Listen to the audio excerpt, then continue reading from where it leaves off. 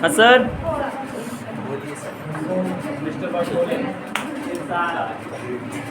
Professor बर्थोली Singh and our professor Siles is today looking so handsome with tika and also वो क्या नाम उनका रखा जाता है? सानवीन। प्रोफेसर सानवीन। मुझे पढ़ाइए चालू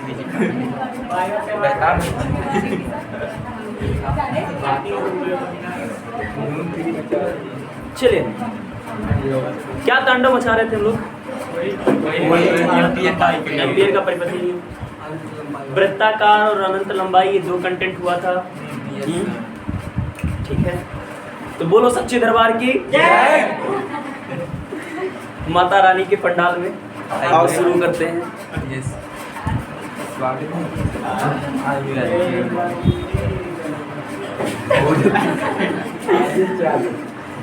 भक्ति की ललक जग उठती है नवरात्र में। बेचारे जो कहियो नहीं पूजा वूजा करत रहा हुई है बनने अब जाएगी। बस्ती से चलो आओ देखो। तो बच्चों, हम लोगों ने डेरिवेशन किया था एम्पियर के परिपथीय नियम के अनुप्रयोग का, है ना? और एम्पियर के परिपथीय नियम के अनुप्रयोग में हम लोगों ने पहला हेडिंग क्या पढ़ा था मेरे बच्चों? अनंत लंबाई के धारावाही चालक तार के कारण उत्पन्न चुंबकीय क्षेत्र, पहला हेडिंग पढ़ा था। उसके बाद हम लोगों ने पढ़ा था वृत्ताकार धारावाही लूप के केंद्र पर उत्पन्न चुंबकीय क्षेत्र, है ना? और उसके बाद थर्ड केस है हम लोगों का कि लंबी धारावाही परिनलिका,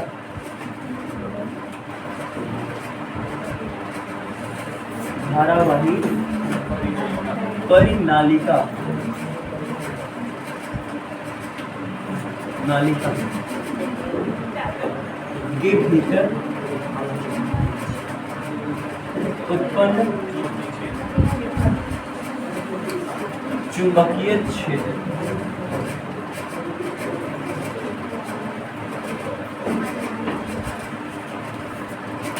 ठीक है, लंबी धारावाही परिनलिका, या हो सकता है ये लंबी आगे लिखा हो, धारावाही बाद में लिखा हो, ऐसे कुछ हो सकता है। धारावाही लंबी परिनलिका ऐसे लिखा होगा ना? यस, लंबी। अरे जो ठीक है, धारावाही लंबी परिनलिका है और उस परिनलिका के भीतर हमको चुंबकीय क्षेत्र कैलकुलेट करना है। ये बात ध्यान में रखते हुए कि एम्पियर का परिपथीय नियम लगाना है ना? एम्पियर का कौन सा लॉ लगाना है? परिपथीय नियम। और उसी परिपथीय नियम को लगा करके हमको प्रूफ करना है कि जो परिनलिका होती है उसके अंदर चुंबकीय क्षेत्र का मान कितना होता है। तो सबसे पहले हमें समझना होगा कि आखिर परिनलिका होती क्या है।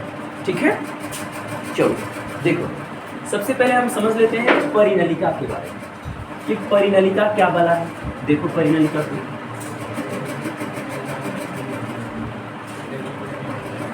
परिनलिका क्या चीज़ है बच्चों? सबसे पहले आप इस पर फोकस कर लीजिए कि परिनलिका की कहानी क्या है। चलिए समझिए, परिनलिका जो होती है ये चीनी मिट्टी की बनी एक बेलनाकार पाइप होती है। परिनलिका क्या होती है बच्चों? चीनी मिट्टी की बनी एक बेलनाकार पाइप। ऐसे ये चीनी मिट्टी का बना हुआ बेलनाकार पाइप होता है, उसको खींचो तो बेलनाकार पाइप होता है। बस ऐसे ये एक बेलनाकार पाइप होता है और इस पाइप पे कॉपर वायर के कई फेरे ऐसे महीन पृथककृत लपेटे रहते हैं।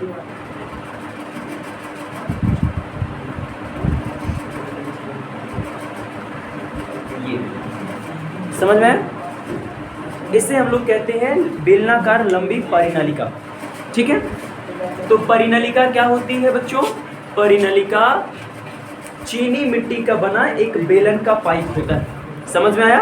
बेलनाकार पाइप होती है और इस पाइप के ऊपर हम लोग कॉपर वायर को बहुत महीन कई फेरा लपेट करके एक कॉइल लपेट देते हैं, उस पर बना देते हैं। समझ में आया?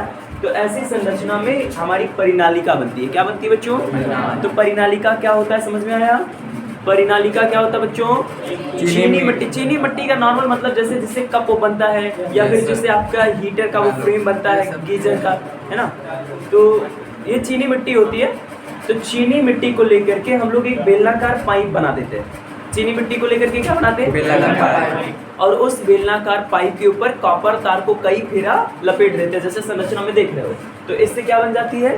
परिनालिका बन जाती है। समझ में आया? क्या बनता है बच्चों? परिनालिका बनती है। अब अगर परिनालिका में तुम धारा भेजोगे तो धारा कहीं भी जाएगा तो अपने चारों ओर चुंबकीय क्षेत्र देगा वो। तो ये परिनालिका भी क्या करेगा? चुंबकीय क्षेत्र उत्पन्न करेगा। हमें यहाँ पढ़ना है कि ये कितना चुंबकीय क्षेत्र देगा अपने केंद्र पर। समझ में आया? चलिए देख लेते हैं। तो उस बात को समझने से पहले हमें जानना पड़ता है कि परिनालिका चुंबकीय बल रेखाओं को जनरेट कैसे करता है। चलिए देखिए ध्यान से। सबसे पहले कुछ लोगों की चुंबकीय बल रेखाओं का आप स्ट्रक्चर समझिए कि जैसे कोई अगर लूप है वृत्ताकार, तो लूप चुंबकीय बल रेखाओं को कैसे जनरेट करता है? कोई सीधा तार है तो सीधा तार चुंबकीय बल रेखाओं को कैसे जनरेट करता है? इनको आप सजी कर हैं? क्या कर इनको सजी आए पर आइए। आइए आइए यहाँ आइए। वो ऑटोग्राफ नहीं पंडित ने कहा था। हाँ अब इसके दिखा यहाँ ऊपर अब इतना ऑटोग्राफ हमने कहीं नहीं बात नहीं ईंट दिख जाएगा ना, वो जो संगमरमर का लगवाया हूँ। कैसे अच्छी दूर। तो गाइज थोड़ा कैमरा हमारा हिल गया है, रुको उसको सेट कर लेते हैं गाइज।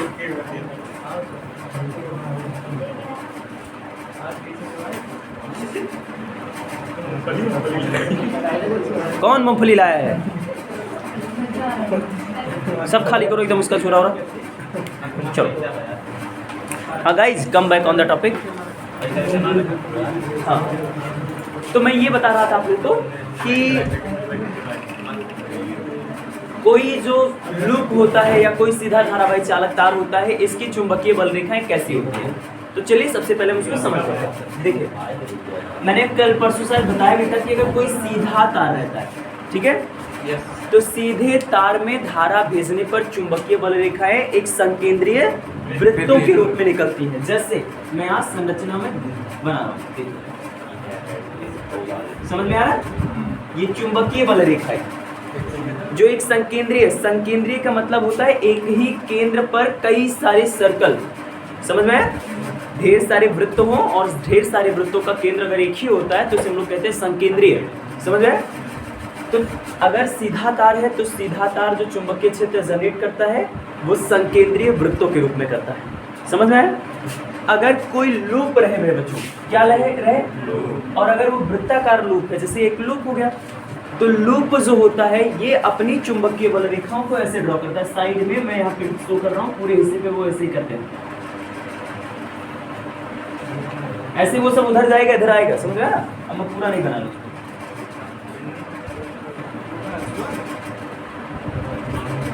ऐसे ड्रॉ करते हैं। ये किसी लूप की चुंबकीय बल रेखाएं होती हैं, वृत्ताकार लूप की। और अगर हम बात करें कि किसी बेलनाकार परिनालिका की कैसी होती है बच्चों, तो देखो ये तुम्हारा परिनालिका ऐसे था, परिनालिका ऐसे होती है। बेलन की एक पाइप होती है जो चीनी मिट्टी की बनी होती है और इसके ऊपर कॉपर तार जो कि बहुत महीन होता है कई फेरा लपेट दिया जाता है। समझ में आया? उसमें जब धारा भेजते हैं तो उसकी चुंबकीय बल रेखाएं ऐसे एक सिरे से निकलती है, ऐसे दूसरे सिरे में प्रवेश करती है, ऐसे होती। समझ में? ऐसे निकलती है, तो इस तरीके से निकल रही। अच्छा, अगर हम लोग इस बेलन के भीतर का हिस्सा देखें तो बेलन के भीतरी हिस्सों पर हम ये पाएंगे कि चुंबकीय बल रेखाएं एक दूसरे के समांतर हैं, एक ही दिशा में। तो ऐसे केस में जहाँ चुंबकीय बल रेखाएं एक दूसरे के समांतर होती हैं, एक ही दिशा में होती हैं, वहाँ का चुंबकीय क्षेत्र कैसा हो जाता है बच्चों? एक समान हो जाता है। वहाँ का चुंबकीय क्षेत्र कैसा चुंबकीय क्षेत्र होगा? एक समान चुंबकीय क्षेत्र होगा। समझ में आया? तो परिनालिका है उस परिनलिका के भीतर के स्थान में चुंबकीय क्षेत्र एक समान है, हमें उसी एक समान चुंबकीय क्षेत्र का मान निकालना है। समझ में आया? चलो निकालते हैं। तो भैया हेडिंग क्या है? लंबी परिनालिका के भीतर उत्पन्न चुंबकीय क्षेत्र। चलिए अब मैं यहाँ जो फिगर ड्रॉ करने जा रहा हूँ वो परिनालिका का नहीं है, परिनालिका के भीतर के चुंबकीय बल रेखाओं का। समझ में आया? चलिए देखिए, ये बाबू मान लेते हैं परिनालिका की अक्ष, जो मैं खींच रहा हूँ ये क्या है? परिनालिका की अक्ष है। अब परिनालिका की अक्ष क्या होती है सर जी? तो ये बाबू बेलन होता है और बेलन की ये क्या है? वृत्ताकार सिरे हैं। अब समतल सिरों के केंद्रों से मिलाती हुई खींची गई जो सीधी रेखा होती है बेलन की अक्ष कहलाती है। ये क्या कहलाती है? बेलन की अक्ष। तो ऐसे खाली मैंने अभी वहाँ पे अक्ष लिया, मैं परिनालिका का फिगर नहीं ड्रॉ कर रहा हूँ, सिर्फ अक्ष और चुंबकीय बल रेखाओं का फिगर ड्रॉ कर रहा हूँ क्योंकि उसी से हमारा काम होना है। तो ये हो गया हमारा परिनालिका का अक्ष। और हम जानते हैं कि परिनालिका के बीच वाला जो हिस्सा होता है, केंद्र वाला जो हिस्सा होता है, वहाँ चुंबकीय बल रेखाएं एक समान होती है। समझ रहे हैं? तो अब जरा देखो, अक्ष के चारों तरफ की चुंबकीय बल रेखाएं जैसे मैं संरचना दे रहा हूँ वैसे रहती है।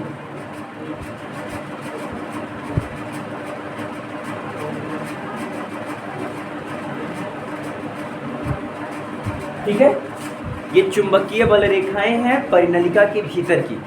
ये सब क्या है? चुंबकीय बल रेखाएं हैं परिनलिका के अंदर की। और ये जो एकदम स्ट्रेट है वो चुंबकीय परिनलिका की अक्ष है।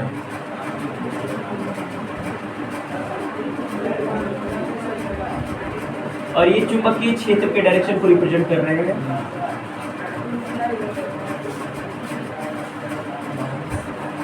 ऐसे ही ये फिगर। चलिए अब ध्यान दीजिएगा, पहले इस फिगर के कंटेंट को समझो कि फिगर कैसे है। देखो अभी तुमने बेलनाकार परिनलिका से बनाया था, चुंबकीय बल रेखा यहाँ से निकलती है, ऐसे एंटर करती है कि नहीं करती? ऐसी ही होती है। अब देखो, अब ये वाले हिस्से को अगर आप हटाओ तो चुंबकीय बल रेखा और ये परिनलिका हटाओ तो देखो क्या ऐसी संरचना नहीं ड्रॉ हो रही है, और ऐसी संरचना को वहाँ बनाया गया है। मतलब यहाँ पे हमने चुंबकीय बल रेखाओं को, चुंबकीय अक्ष को ड्रॉ किया हुआ है। अब चुंबकीय बल रेखा परिनलिका के बाहर भी जाती है कि नहीं जाती है? जाती है। और हमें खींचना है बबुआ, हमें जो चुंबकीय क्षेत्र निकालना है वो परिनलिका के अंदर निकालना है।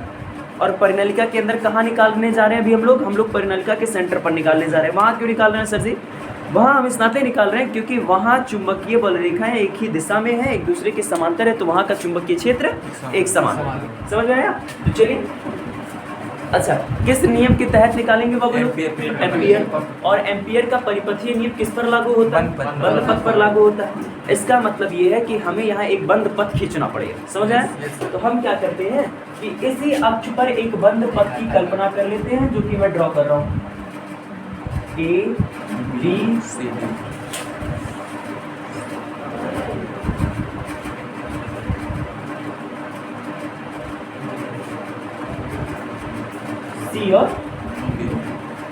और इसमें ये धारा ऐसे बह रही है, उसके अल्पांश का डायरेक्शन ऑफ मास है। ठीक है, ये हो गया।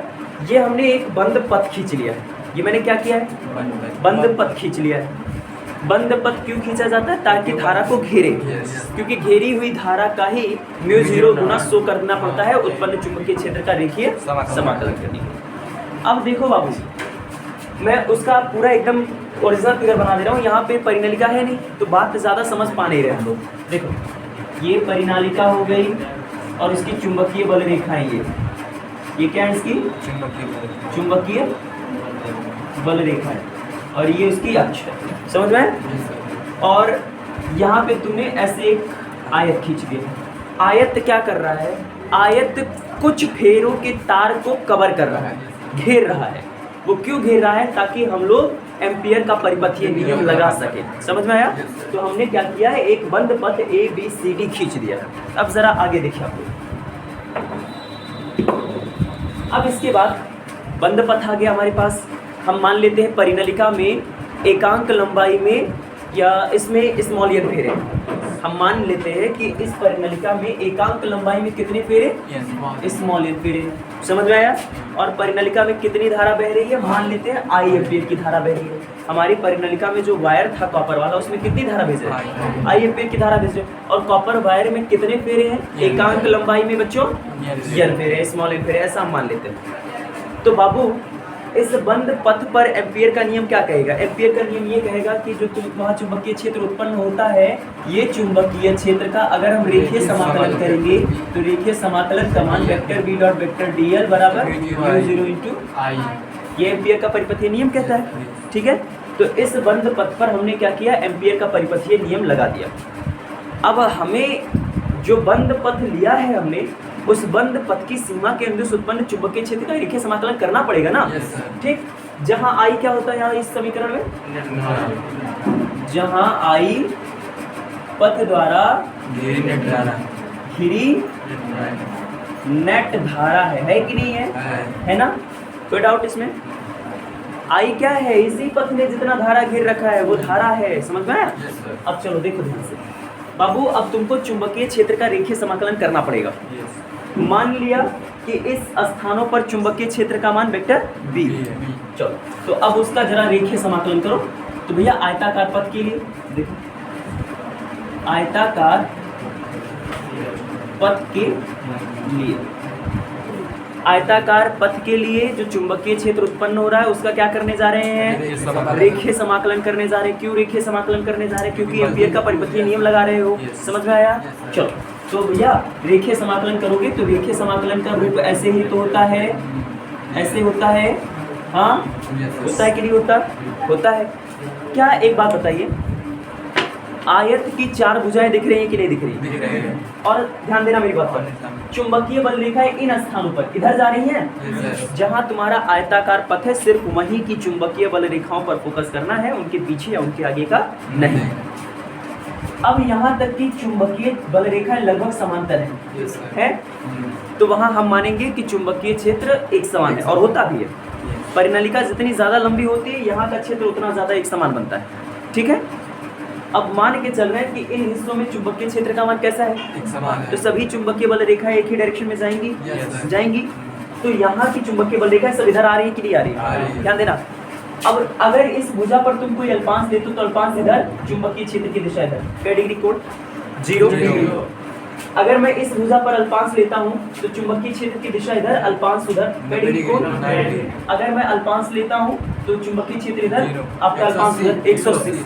मतलब हर सिचुएशन में हम ये देख रहे हैं कि चारों भुजाएं चुंबकीय क्षेत्र के साथ अलग अलग कोण बना रही कि नहीं बना रही? तो क्या हम डायरेक्टली ये बात बोल सकते हैं कि चुंबकीय क्षेत्र का रेखीय समाकलन close integral vector B dot vector DL? नहीं, ऐसा नहीं बोल सकते हैं आप डायरेक्टली। आपको हर भुजा में कोण अलग अलग मिल रहा है, तो हर भुजा पर चुंबकीय क्षेत्र निकाल करके जोड़ना पड़ेगा। समझ में आया? तो अब जरा बताओ कि बंद पथ पर उत्पन्न चुंबकीय क्षेत्र का रेखीय समाकलन कैसे होगा? सबसे पहले भुजा AB का चुंबकीय क्षेत्र का समाकलन करिए। तो लिमिट लगाएंगे, भुजा A से B तक का उत्पन्न चुंबकीय क्षेत्र का रेखीय समाकलन प्लस क्लोज इंटीग्रल B से, क्लोज नहीं होगा sorry, vector B dot vector D plus D से C से D, C से D vector B dot vector DM plus D से A vector B dot vector. अब यहाँ एक बात मेरी सुनेंगे बच्चों, हम लोग ये जो भुजा BC है और AD है ना, ये जानबूझ करके बहुत लंबा कर देते हैं। क्यों सर जी? उसको लंबा करने से क्या होता है?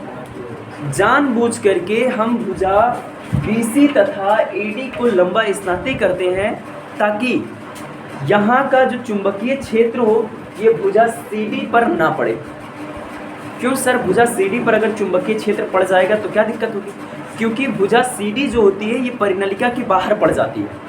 और जरा देखो, भुजा CD का भी चुंबकीय क्षेत्र अंदर वाले चुंबकीय क्षेत्र में ऐड हो रहा है कि नहीं हो रहा है? लेकिन हमको अंदर ही खाली निकालना है ना। क्या परिनलिका के बाहर भी चुंबकीय क्षेत्र देना है? नहीं। तो इसकी वजह से हम जानबूझ करके ये भुजा BC को और AD को इतना ज़्यादा बढ़ा देते हैं कि CD पर परिनलिका चुंबकीय क्षेत्र उत्पन्न कर ही नहीं पाती है। तो क्या मुझे बताएंगे मेरे बच्चों, CD वाली भुजा पर कोई चुंबकीय क्षेत्र है? नहीं। CD वाली जो भुजा है वहाँ चुंबकीय क्षेत्र है ही नहीं। वो इस नाते हम ऐसा करते हैं ताकि वो परिनलिका के बाहर है, और परिनलिका के बाहर चुंबकीय क्षेत्र नहीं निकालना, हमको परिनलिका के अंदर ही निकालना है। समझ में आया? इसी नाते हम इस भुजा को बाहर कर देते हैं चुंबकीय क्षेत्र से, CD वाली भुजा को। तो इसका मतलब एकदम साफ साफ है कि जो भुजा CD है, भुजा CD पर कोई चुंबकीय क्षेत्र नहीं है। तो यहाँ जो इंटीग्रेट B से C लिखे हम लोग, देखो भुजा सॉरी C से D, सी से D vector B dot vector D L, जब वहाँ चुंबकीय क्षेत्र में नहीं है तो इसका रेखीय समाकलन का मान कितना आएगा? जीरो आएगा। जीरो आ जाएगा। समझ में आया?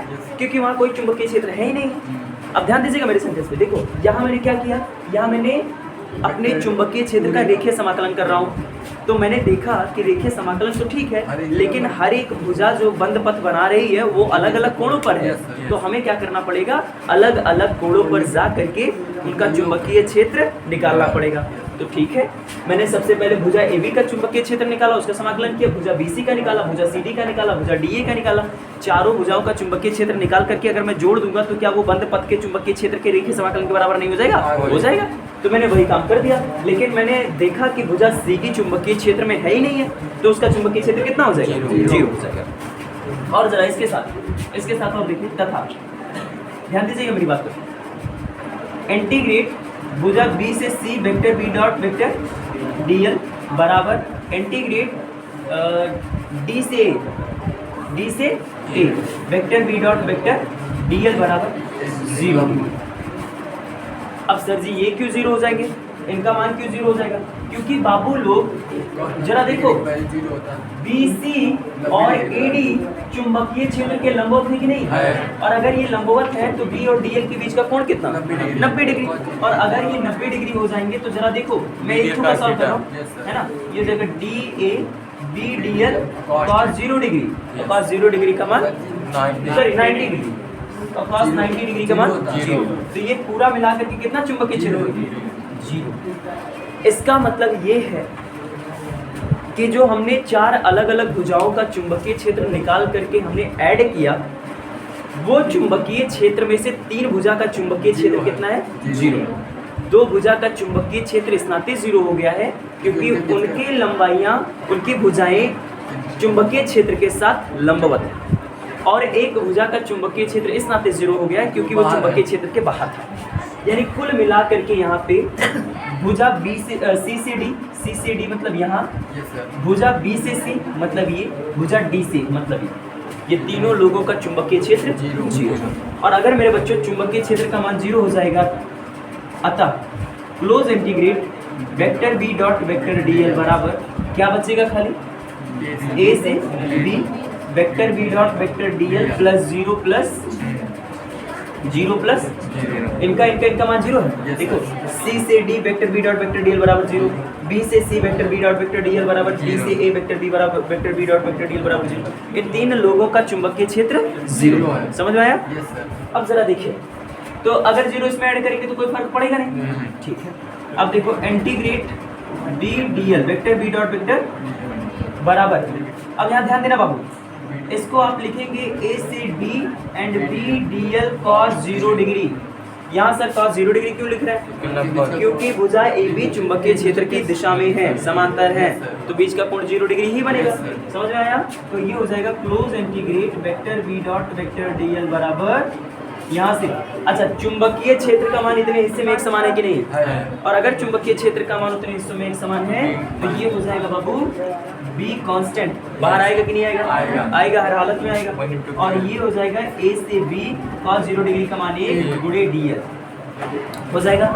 और DL क्या है? भुजा AB पर एक छोटा सा टुकड़ा है, और अगर आप भुजा AB के छोटे से टुकड़े का समाकलन करेंगे तो पूरे भुजा AB की लंबाई आएगी कि नहीं आएगी? आएगी।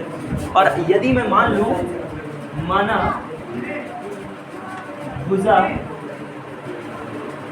AB की लंबाई, भुजा AB की लंबाई बराबर x, भुजा AB की लंबाई कितनी है? अगर आप मान लेते हैं कि भुजा AB की लंबाई x है मेरे बच्चों, तो ध्यान दीजिएगा, अगर भुजा AB की लंबाई क्या है बाबू लोग?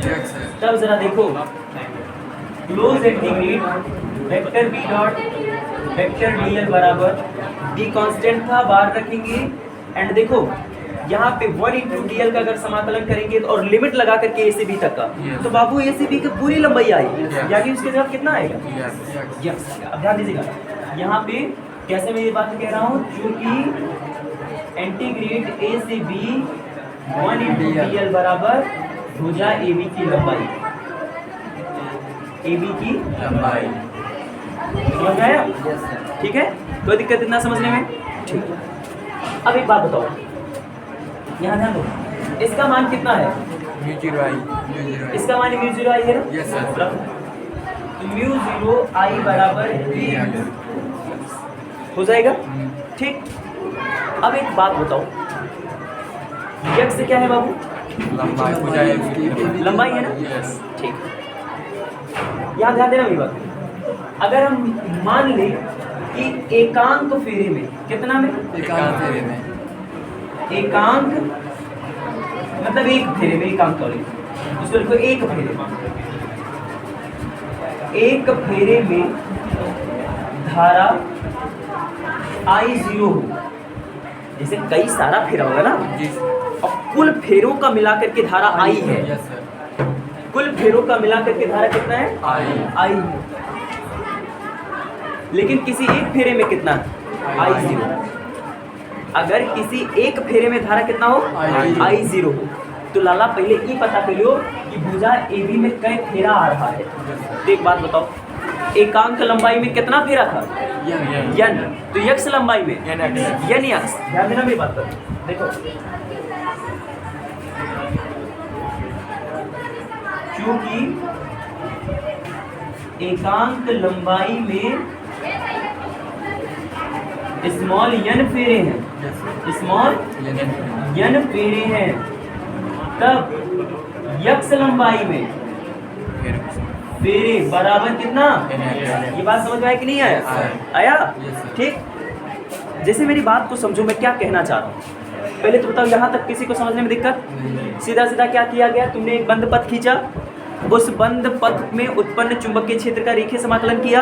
कैसे किया? देखो, close integral vector B dot vector DL बराबर, पहले भुजा AB के चुंबकीय क्षेत्र को निकाला, समाकलन किया, और भुजा BC के चुंबकीय क्षेत्र को निकाला, समाकलन किया, भुजा CD के चुंबकीय क्षेत्र का समाकलन, भुजा DA के चुंबकीय क्षेत्र, चारों भुजाओं के अलग अलग कोणों पर चुंबकीय क्षेत्र का रेखीय समाकलन किया, और सभी को अगर जोड़ देंगे तो ये बंद पथ के कारण उत्पन्न चुंबकीय क्षेत्र का रेखीय समाकलन हो जाएगा। समझ में? रेखीय समाकलन हो गया। अब रेखीय समाकलन के बाद हमने देखा कि भुजा CD में तो चुंबकीय क्षेत्र है ही नहीं है, तो उसका रेखीय समाकलन जीरो हो जाएगा, और भुजा BC और भुजा DA जो है यानी AD जो है ये चुंबकीय क्षेत्र में लंबवत है, तो उसका मान जीरो हो जाएगा।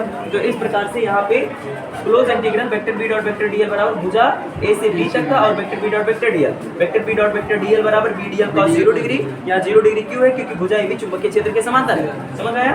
अब 0 डिग्री का मान 1, चुंबकीय क्षेत्र का मान कांस्टेंट था, बाहर कर दिया। अब हम मान लेते हैं कि भुजा AB की लंबाई x है, तो जब आप भुजा AB के अल्पांश का समाकलन करेंगे लिमिट लगा करके A से B का, तो भुजा x की लंबाई आएगी, तो उसके जगह भुजा x की लंबाई लिख दिया गया। अब देखो, अब मैं ये कह रहा हूँ कि लाला मान लो यह तुम्हारा परिनलिका हो, तो इस परिनलिका के एकांक लंबाई में कितना फेरा? यन फेरा। तो खाली x लंबाई में, जैसे मान के चलो कि ऐसे इसमें कई सारे फेरे हैं,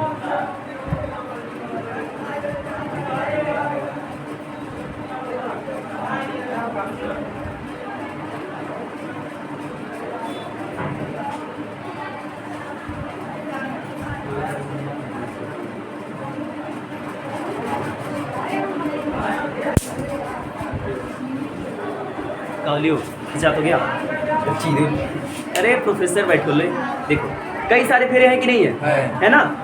अब जरा एक बात बताओ, अगर एकांक लंबाई में यन फेरा, तो मैं कहूँ इतने लंबाई में कितना फेरा, तो क्या आप करोगे? यन से उतने लंबाई में गुणा कर दोगे।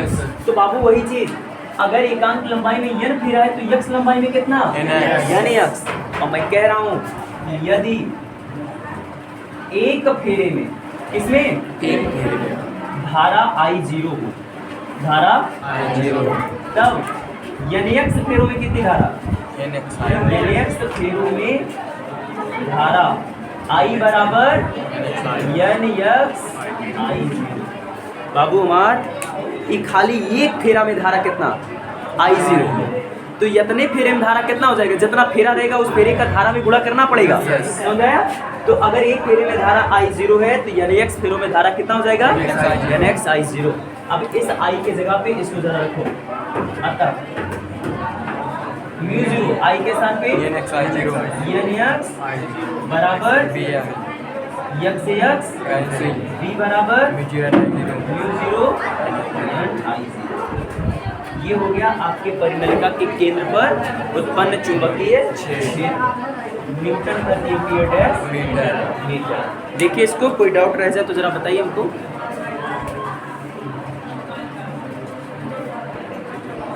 ठीक है। अब ये निकल गया कहाँ पे बबुआ, परिनलिका के केंद्र पर उत्पन्न चुंबकीय क्षेत्र, ठीक है। अब एक चीज यही जान लेंगे आप लोग, ये परिनलिका के केंद्र पर चुंबकीय क्षेत्र था, कहाँ पे था बच्चों,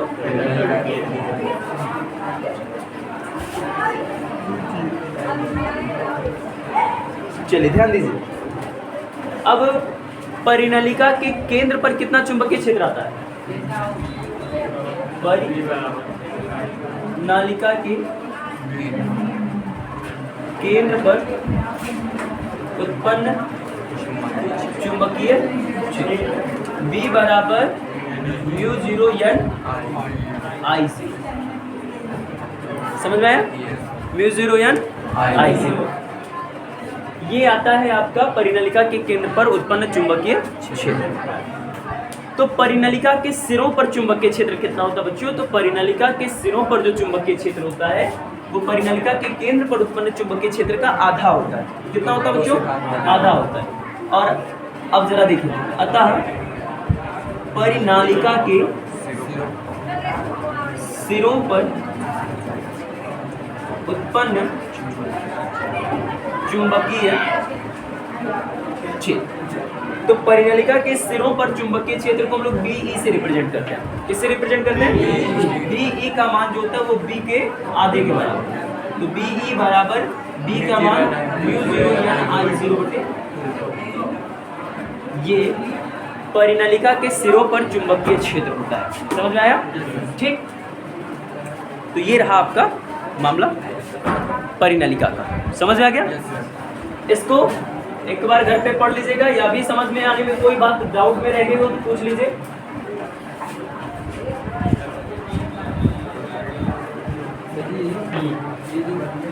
आप करें बाहर